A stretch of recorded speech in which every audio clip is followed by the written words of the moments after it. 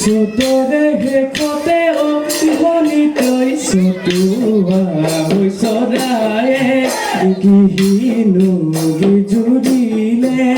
dhul pepa gogonai o ringi ayo matise bihu to dihuoni amar nu horu bhoni o bonitoi no sua hayo থাকিবৰ নচুৱা হাইও থাকিবৰ মন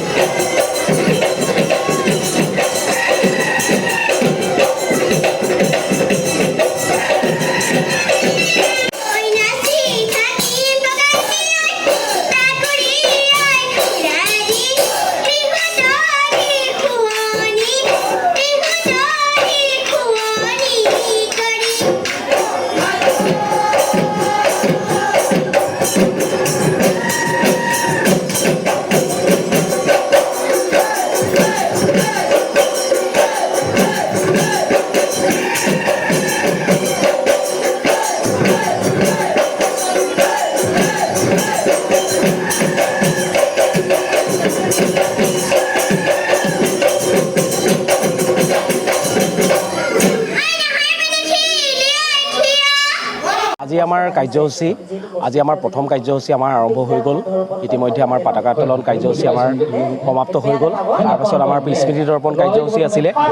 তাৰপাছতে আমাৰ মৌকুঁৱৰী প্ৰতিযোগিতা আমি ৰাখিছিলোঁ কণী যুঁজ প্ৰতিযোগিতা ৰাখিছিলোঁ ইতিমধ্যে আমাৰ কণী যুঁজ প্ৰতিযোগিতা সমাপ্ত হৈ গৈছে সুন্দৰভাৱে তাত আমাৰ বিজয়ী হৈছে আমাৰ মই বিশেষ নামটো পাহৰিছোঁ কিন্তু আমাৰ ওচৰৰে শিৱসাগৰ জিলাৰ দিখৌমুখৰ এজন বিজয়ী হৈছে বুলি মই কথাষাৰ জানিব পাৰিছোঁ উদযাপন সমিতিৰ পৰা বাকী আমাৰ ময়ূৰধ্বজ সমন্বয় সাংস্কৃতিক বিকাশ কেন্দ্ৰৰ সমূহ উদ্যোক্তাক মই এই এপাহতে সকলোকে ধন্যবাদ জ্ঞাপন কৰিছোঁ আজি সকলোৱে বহু কষ্টৰ ফলত আজি আমি এই অনুষ্ঠানভাগ আয়োজন কৰিবলৈ সফল হৈছোঁ বুলি ভাবিছোঁ প্ৰতিটো ল'ৰাই হাত উজান দিছে আজি আমাৰ এই অনুষ্ঠানভাগত সকলো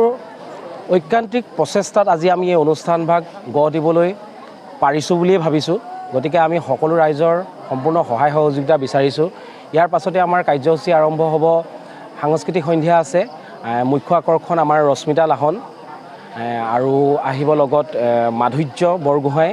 আৰু লগত আমাৰ স্থানীয় মানে আমাৰ সুদূৰ শিৱসাগৰৰ পৰা আহিব শিৱৰাজ অসম আৰু কুলকুলপিয়া গতিকে আমি সকলো ৰাইজৰ সহায় সহযোগিতা একান্তই কামনা কৰিছোঁ ধন্যবাদ আমি ময়ূৰধ্বজ সমন্বয় সাংস্কৃতিক বিকাশ কেন্দ্ৰৰ আৰু সদৌ অসম কোচ ৰাজবংশী শিৱসাগৰ জিলাৰ ছাত্ৰ সন্থা উদ্যোগত সমূহ স্থানীয় ৰাইজৰ সহযোগত আমি নাজিৰা নাওহলীয়া গাঁৱৰ ৰংগমঞ্চ প্ৰাংগণত আমি এদিনীয়া কাৰ্যসূচীৰে বহাগী উৎসৱ আয়োজন কৰিছিলোঁ আমাৰ প্ৰথম কাৰ্যসূচী আছিলে পতাকা উত্তোলন তাৰপিছতে আছিলে আমাৰ স্মৃতি তৰ্পণ আৰু তৃতীয় কাৰ্যসূচী আমাৰ মৌকুঁৱৰী প্ৰতিযোগিতা এতিয়া মৌকুঁৱৰী প্ৰতিযোগিতা আমাৰ যিহেতুকে চলি আছে আজি এই উদযাপন সমিতি সভাপতি আসনৰ পৰা উদযাপন সমিতিৰ তৰফৰ পৰা সকলো ৰাইজলৈ মই ধন্যবাদ আৰু কৃতজ্ঞতা জ্ঞাপন কৰিছোঁ আচলতে বিহুটো আমি প্ৰকৃত ৰূপত জীয়াই ৰাখিবৰ কাৰণে ক্ষুদ্ৰ প্ৰয়াস কৰিছোঁ এই প্ৰয়াসত আমাৰ স্থানীয় ৰাইজ লগতে উঠি অহা আমাৰ যুৱকসকলে বহুত কষ্টৰে আমি এই বিহুখন আয়োজন কৰিবলৈ সক্ষম হৈছোঁ আশা কৰিছোঁ অনাগত সময়তো আমি এনেকৈ ক্ষুদ্ৰ প্ৰয়াসে আমি আমাৰ অসমীয়া প্ৰাণ অসমীয়াৰ মান জীয়াই ৰাখিবৰ কাৰণে আমি চেষ্টা কৰিম ইয়াকে কৈছোঁ আৰু অনাগত সময়ত সকলোৱে সহায় সহযোগিতা কামনা কৰিছোঁ